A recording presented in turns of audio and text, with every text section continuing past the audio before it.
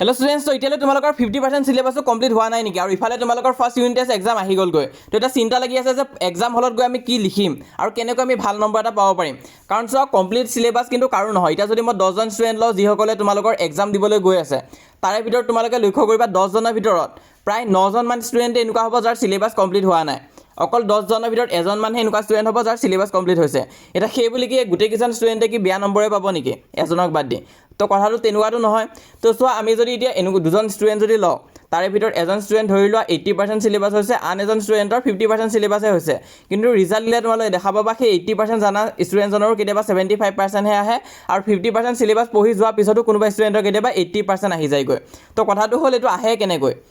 কাৰণ ইয়াত কিছুমান ট্ৰিক্স আৰু টিপস লগাই আছে যোনখিনি তোমালোকৰ কপি চেকিংত বহুতখিনি ইউজ হয় আৰু এই কথাখিনি তোমালোকে যদি ইতিয়াই বুজি পোৱা যে কেনেকৈ কপি চেক কৰা হয় তেনেহলে তোমালোকে নজনা কোৱেশ্চন লিখি থৈ আহিলেও নম্বৰ পাব পাৰিবা তো আজি এই ভিডিঅ'ত আমি আলোচনা কৰিম যে নজনা কোৱেশ্চনৰ উত্তৰ কি দৰে তোমালোকে লিখিব লাগিব যাতে সম্পূৰ্ণ নম্বৰ পোৱা আৰু আধা সিলেবাস পঢ়িও তোমালোকে যাতে ফুল মাৰ্কস পাব পাৰা তো আজি আমি ডিসকাস কৰিম কিছুমান মাইন্ড ট্ৰিক যোনখিনি খুব ইম্পৰ্টেন্ট হয় একদম বৈজ্ঞানিক পদ্ধতি কিছুমান আলোচনা কৰিম যাৰ ফলত তোমালোকৰ নম্বৰ বাঢ়িবই তো সব নজনা কোৱেশ্চন সবৰে আহে 80% সিলেবাস পঢ়ি যোৱা স্টুডেন্টৰ তাতো নজনা কোৱেশ্চন আহিব 50% পঢ়ি যোৱা স্টুডেন্টজনৰ তাতো নজনা কোৱেশ্চন আহিব কিন্তু তাতে দুজনে কিছুমান কাম কৰিলে যেনেকৈ প্ৰথমজন স্টুডেন্টৰ কথা যদি কওঁ যিজনৰ 80% সিলেবাস হৈ আছিল তেওঁ কি কৰিলে যে নাজানা কোৱেশ্চনবিলাক স্কিপে কৰি দিলে জানা কোৱেশ্চনখিনিহে লিখিছে তাৰপিছত নেক্সট কথাটো হৈছে যে নাজানা কোৱেশ্চনবিলাক একদম লাষ্টত লিখি দিছে প্ৰথমখিনি লিখা নাই লাষ্টত একেলেথাৰে গুটেখিনি নাজানা কোৱেশ্চন লিখি দিছে তাৰপিছত ডায়াগ্ৰাম ৰিএকচন বা এক্সট্ৰা কিবা কিবি এড কৰি থকা নাই এনসাৰ বিলাকত কিন্তু যিজন স্টুডেন্টে অকল 50% সিলেবাসে কৰিছিল হি কি কৰিছে নাজানা কোৱেশ্চন বিলাকো এটলিষ্ট এটেম্প কৰি থৈ আহিছে জানা কোৱেশ্চন বিলাকৰ মাজে মাজে নাজানা কোৱেশ্চন বিলাক ভৰাই দিছে আৰু ডায়াগ্ৰাম ৰিএকচন আৰু এক্সট্ৰা ইনফৰমেশন আদি লিখি থৈ আহিছে আৰু এটা ভুল প্ৰথম স্টুডেন্টজনে কৰিছে হি কি কৰিছে ইউটিউবত জিটি চেনেল আহিছে তাকে ফলো কৰি গৈছে চাই গৈছে কাৰণ আজিকালি চেনেল বিলাকে অকল মিছ ইনফৰমেশনে বেছি কৈ দিয়ে কিন্তু আমাৰ আন এজন স্টুডেন্ট যিজনৰ 50% সিলেবাস হৈ আছিল তেওঁ ভেৰিফাইড চেনেল ফলো কৰিছে ৰিয়েল ট্ৰাষ্টেবল চেনেল ফলো কৰিছে দা আইএন ষ্টুডিওছ ইউটিউবতো আৰু হোৱাটছএপ পেজতো যাৰ ফলত ইনফৰমেশন বিলাক সবতছে প্ৰথম হি পাবলৈ সক্ষম হৈছিল তো সেইটো কাৰণে তোমালোকে যদি চেনেলটো ইতিয়ালৈ সাবস্ক্ৰাইব কৰা নাই চেনেলটো প্ৰথমবাৰৰ বাবে আহিছা তেনেহলে আমাৰ এই চেনেলটো সাবস্ক্ৰাইব কৰি ৰাখিবা কাৰণ আমি যিমান পাৰো ক্লাছ 10 ক্লাছ 9 ৰ ষ্টুডেন্টছক সহায় কৰি যাওঁ তো সো আমাৰ এই চেনেলটো তোমালোকে সাবস্ক্ৰাইব কৰি থৈ দিবা অলৰেডি বহুতে কৰি থৈছা মই গম পাইছো তো সকলোৱে ভিডিঅটো লাইক কৰি দিবা যিসকলে অলৰেডি সাবস্ক্ৰাইব কৰি থৈছা আৰু যিসকলে চেনেলটোত প্ৰথমবাৰৰ বাবে আহিছা তোমালোকে সাবস্ক্ৰাইব কৰি দিয়া কাৰণ এনেকুৱা আছে ইন্টাৰেষ্টিং আৰু ইম্পৰ্টেন্ট ভিডিঅ আমাৰ চেনেলটোত আহিয়ে থাকে আৰু সব কমেন্টত জনাবা যে তোমালোকৰ ইতিয়ালৈ কিমান % সিলেবাস কমপ্লিট হৈছে কাৰণ মই জানো যে মেক্সিমামৰ সিলেবাস কিন্তু ইতিয়ালৈ কমপ্লিট হৈ থকা নাই ভালকৈ কিছুমানৰ 10% হৈছে কিছুমানৰ 40% হৈছে কিছুমানৰ 50% হৈছে কিন্তু সিলেবাস কমপ্লিট মেক্সিমামৰ হোৱাই নাই কমেন্টত জনাবা কিমান হৈছে তোমাৰ তো আহিছো প্ৰথম ট্ৰিকটো লৈ তো প্ৰথম ট্ৰিকটো কি হয় সেইটো হৈছে তোমালোকে পেৰাগ্ৰাফ মুখস্থ নকৰিবা এটা ধৰি লওঁ মই এটা এক্সাম্পল দিছো ক্লাছ 9 কাৰণ এটা তুমি যদি ক্লাছ 10 ত আছা 11 ত আছা ক্লাছ 9 টো পাৰ হৈ আহিছে মই যদি তোমাক কওঁ যে গোটেই চেপ্টাৰটো তোমালোকে কি বুজি পালা এবাৰ লিখি দিয়া তোমালোকে নিশ্চয় পাহৰি গৈছা আৰু মই যদি কওঁ এতিয়া তোমালোকে স্ক্ৰীনত চোৱা এই কথাখিনি যি লিখা আছে গোটেইখিনি লাইনটো তোমালোকে মুখস্থ কৰা এই পেৰাগ্ৰাফটো তেনেহলে তুমি কিন্তু মুখস্থ কৰিব নোৱাৰিবা 90% ষ্টুডেন্টে মুখস্থ কৰিব নোৱাৰিব কিন্তু তাকে যদি মই তোমালোকক পইণ্টছত ভাঙি দিওঁ যে দা ফান ডে হেড ষ্টৰীটো কেতিয়া আছিলে হেতু তোমালোকৰ 2157 ইয়াৰত আছিলে তাত কোন কোন আছিলে মাৰ্জি আৰু টমি আছিলে আৰু সিহঁতে কি কৰিছিলে এটা ওল্ড বুক এখন বিচাৰি পাইছিলে তাৰপিছত নেক্সট পইণ্টত চোৱা book and school are entirely digital in 2157 তো 2157 চনত কি হৈছিলে স্কুল আৰু তোমালোকৰ কিতাপবিলাক একদম ডিজিটেল হৈ গৈছিলেগৈ কিন্তু past school head human teachers and shared classroom কিন্তু আগৰ দিনৰ স্কুলত কি আছিলে মানুহবিলাকে টিচাৰ্ছ আছিলে সিহঁতে পঢ়াইছিলে আৰু ক্লাছৰুমত সকলো ষ্টুডেণ্টে গৈছিলে আৰু পঢ়িবৰ কাৰণে তো ওভাৰঅল ষ্টৰীটোত কোৱা হয় যে আগৰ দিনৰ ষ্টুডেণ্টবিলাকে বেছি এনজয় কৰিছিলে কিয় কাৰণ সিহঁতে একেলগতে পঢ়িছিলে কিন্তু আজিকালি কি হ'ল সব ডিজিটেল হৈ গ'ল তো সেই কথাটো কোৱা হৈছিলে আৰু তো ইয়াতে যদি মই তোমালোকক কওঁ যে তোমালোকে পেৰাগ্ৰাফটো সোনকালে মনত ৰাখিব পাৰিবা নে পইণ্ট ৱাইজ ভাগ কৰি দিয়াৰ কাৰণে তোমালোকে বেছি সোনকালে মনত ৰাখিব পাৰিবা তো ইয়াতে মেক্সিমাম ষ্টুডেণ্টে কিন্তু সহজ পাবা তোমালোকে পইণ্ট ৱাইজকেহে মুখস্থ কৰিব পাৰিবা এই ডাঙৰ এটা পেৰাগ্ৰাফকৈ কিন্তু মুখস্থ কৰাটো সম্ভৱ নহয় আমাৰ ব্ৰেইনৰ কাৰণে আৰু এইটো কিন্তু 100% ৱৰ্কিং ট্ৰিক হয় তোমালোকে যেনেকুৱাই কুৱেশ্যন নোপোৱা কিয় যেনেকুৱা চেপ্টাৰে নপঢ়া কিয় বস্তুবিলাক পইণ্টত ভাঙি ল'বা আৰু এটা কুৱেশ্যন কৰোঁতে কি হ'ব চোৱা ধৰি লোৱা কুৱেশ্যন এটা আহি গ'লগৈ how did postmaster help Lencho এইটো ক্লাছ 10 ৰ প্ৰশ্ন হয় তো এতিয়াতো তোমালোকৰ ধৰি লোৱা কোনো আইডিয়াই নাই তোমালোকে চেপ্টাৰটো একদম পঢ়াই নাই ভালকৈ কিন্তু ওপৰে ওপৰে চাই থৈ দিছা তো এতিয়া তোমালোকে প্ৰথম পইণ্টখিনি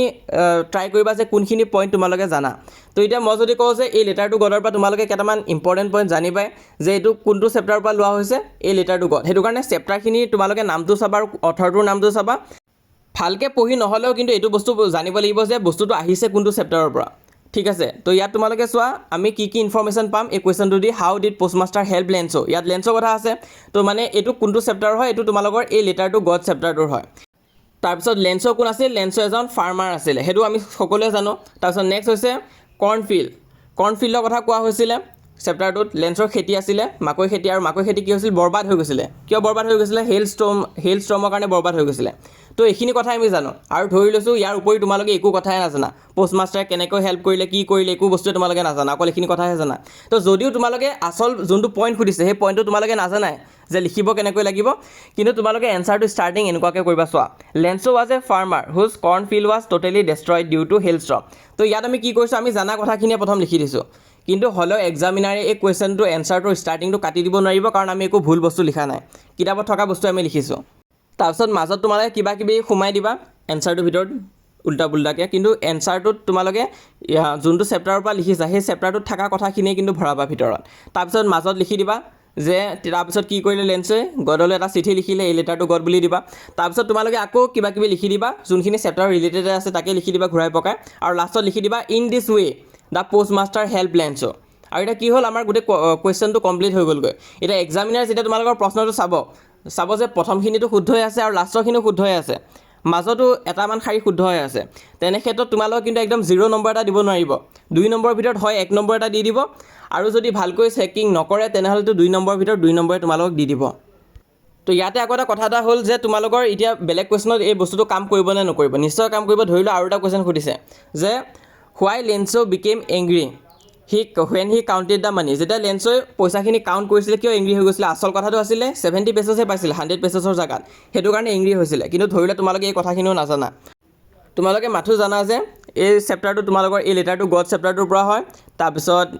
তোমালোকৰ লেন্সৰ ফিল্ড ডেষ্ট্ৰয় হৈ গৈছিলে হেলষ্ট্ৰমৰ বাবে তাৰপিছত পোষ্টমাষ্টাৰে লেন্সক সহায় কৰিছিলে এতিয়া সেইখিনি কথাই আমি জানো তাতকৈ বেছি আমি একো নাজানো কিয় এংগ্ৰি হৈছিল কি কথা একো আমি নাজানো তো এতিয়া তোমালোকে লিখিবা কেনেকৈ এনচাৰটো সেই পইণ্টখিনি প্ৰথম মনত কৰিবা আৰু ষ্টাৰ্টিংটো তোমালোকে কুৱেশ্যনৰ লগত অকণমান মিলাইও লিখিব পাৰা বা অকণমান এনেকুৱাকৈ বনাব পাৰা চোৱা Lencho became angry when he counted the money because তো ইয়াত আমি বিকজ দি পেলাই ষ্টাৰ্ট কৰি দিছোঁ এনচাৰটো তো এক্সামিনাৰে প্ৰথমখিনি পঢ়িলে তো অকণমান শুদ্ধ নিচিনাই লাগিব তাৰপিছত বিকজৰ পিছৰ পৰা তোমালোকে বনাই লিখা ষ্টাৰ্ট কৰিবা যি জানা চেপ্টাৰটোৰ বিষয়ে লিখি দিবা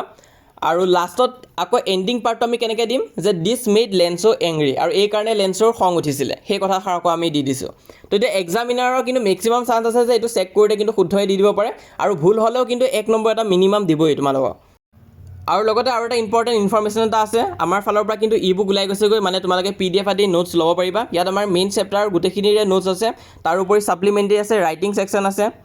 আৰু গোটেইখিনি টপিক আমি দি দিছোঁ এটা টপিকো বাদ দিয়া হোৱা নাই গ্ৰামাৰো আছে তো ইয়াত প্ৰথম এই লেটাৰটো গড আছে ইয়াত আমি প্ৰথম নিউ পেটাৰ্ণৰ MCQ বিলাক এড কৰিছোঁ উইথ এনচাৰ্ছ থাকিব তোমালোকে মিলাই চাব পাৰিবা তো এনেকুৱা নিচিনা গোটেইখিনি চেপ্টাৰৰ কাৰণে দিয়া হ'ব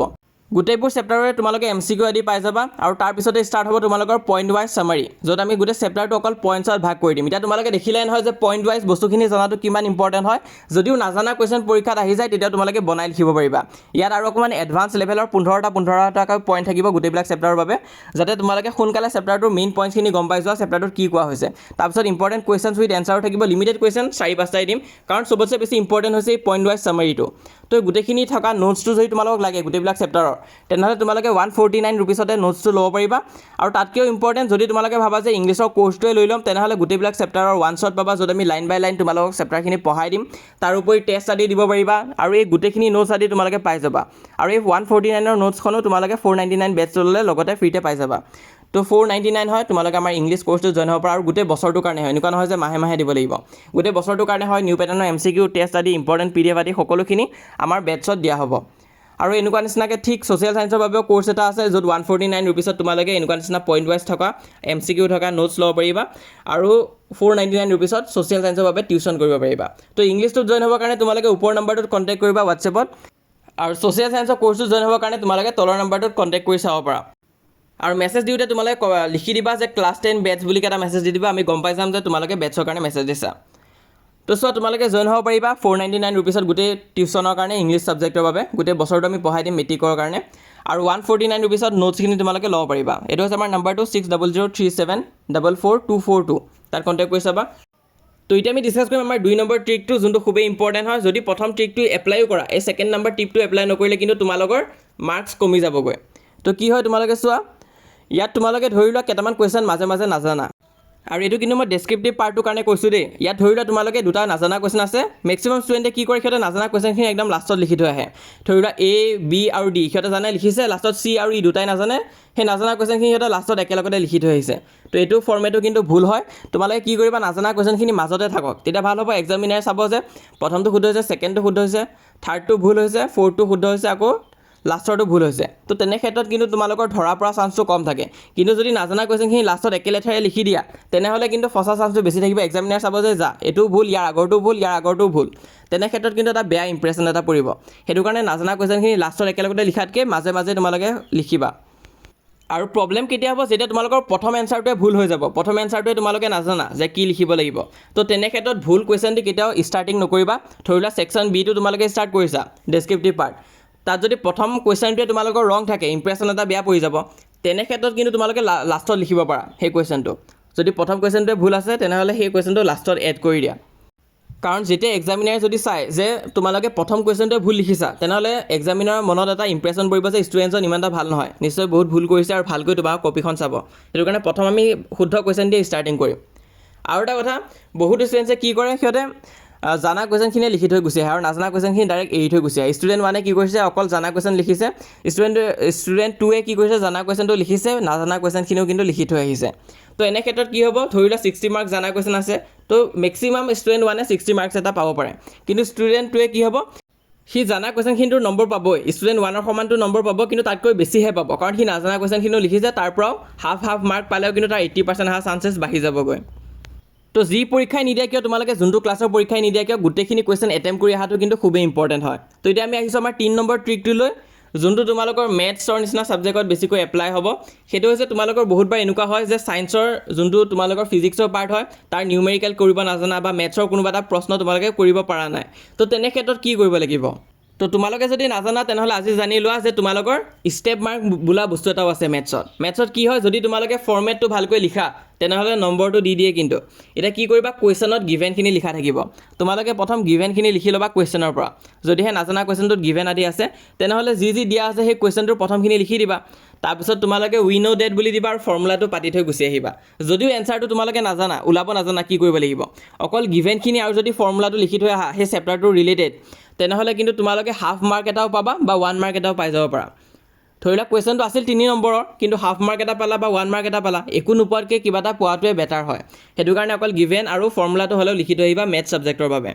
তো এইটো ফ'ল' কৰা, এইটো অকল মেথছত এপ্লাই হ'ব আৰু ফিজিক্স পাৰ্টত এপ্লাই হ'ব ছায়েন্সৰ কাৰণে।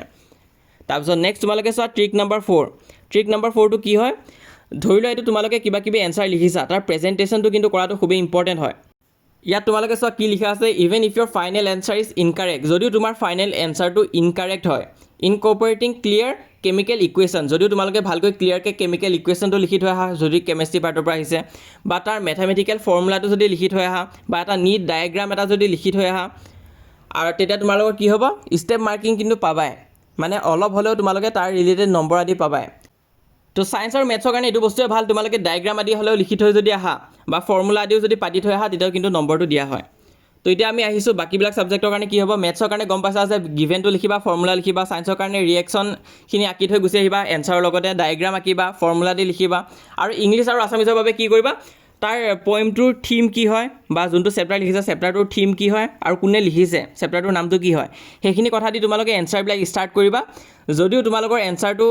পিছৰখিনি একদম নিমিলে, তেতিয়াও তোমালোকে হাফ মাৰ্ক এটা বা 1 মাৰ্ক এটা কিন্তু পাব পাৰিবা। আৰু লগতে যদি তোমালোকে টিউশ্যন আদি জইন হ'ব বিচাৰিছা ইংলিছ ছাবজেক্টৰ বাবে, দুৰ্বল হৈ আছা, তেনেহ'লে 499 ৰুপিছৰ আমাৰ এই কোৰ্চটোত জইন হ'ব পাৰা, বা অকল নোটছখিনি ল'লে 149 ৰুপিছত ল'ব পাৰিবা। এই নাম্বাৰত কণ্টেক্ট কৰিবা 6003744242। কাৰণ ইংলিছৰ বাবে এনেকুৱা এটা টিপছ এণ্ড ট্ৰিক্স আমি আনিয়ে থাকিম, তাত মই ভালকৈ শিকাম যে তোমালোকে চেণ্টেন্সটো যদি ভালকৈ বনাব নোৱাৰা, তেনেহ'লে কেনেকুৱাকৈ তোমালোকে বনাব লাগিব, এই গোটেইখিনি কথা শিকোৱা হ'ব। বেটছত জইন হ'ব পাৰিবা তোমালোকে। আৰু কমেণ্টত জনাই দিবা যে কোনখন ডিষ্ট্ৰিক্টৰ পৰা চাই আছা, এক্সাম কেতিয়াৰ পৰা আছে, মেক্সিমামৰ 22 তাৰিখৰ পৰা আছে বুলি মই গম পাইছোঁ বাৰু। তো মই যিমান পাৰোঁ তোমালোকক দি যাম বাৰু, যি পাৰোঁ এক্সামৰ আগে হোৱাটছএপ পেজত সকলোৱে জইন কৰা লিংকটো মই পিন কমেণ্টত দি থৈ দিছোঁ, ডিছক্ৰিপশ্যনতো দিয়া থাকিব। হোৱাটছএপ চেনেলত যিমান পাৰা সোনকালে জইন হৈ যোৱাগৈ। তোমালোকে লিংকটো যেতিয়া ক্লিক কৰিবা, তেতিয়া আমাৰ হোৱাটছএপ পেজখন শ্ব' হ'ব, সেইখন অ'পেন কৰিবা আৰু আমাৰ পেজটো ফ'ল' কৰি ৰাখিবা, কাৰণ আমি যিমান পাৰোঁ তোমালোকক গাইড আদি দি যাম। আৰু আমাৰ এই চেনেলটো ছাবস্ক্ৰাইব কৰিব নাপাহৰিবা, এনেকুৱা নিচিনা ভিডিঅ'বিলাক আমাৰ চেনেলতে পাবা।